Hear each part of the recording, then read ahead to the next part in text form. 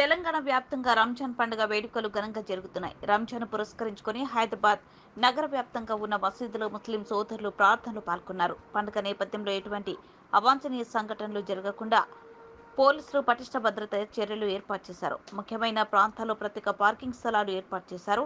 రంజాన్ పర్వదినాన్ని పురస్కరించుకొని హైదరాబాద్లో పలు చోట్ల ఈ ఉదయం ట్రాఫిక్ ఆంక్షలు అమలు చేశారు.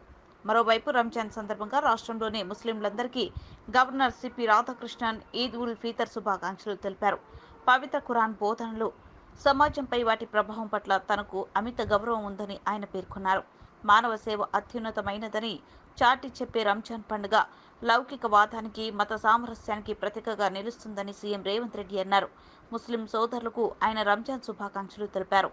ముస్లింల అభ్యున్నతికి కాంగ్రెస్ ప్రభుత్వం అత్యంత ప్రాధాన్యతనిస్తుందని మాజీ సీఎం కేసీఆర్తో పాటు పలువురు మంత్రులు, ప్రజాప్రతినిధులు ముస్లిం సోదరులకు పండుగ శుభాకాంక్షలు తెలిపారు.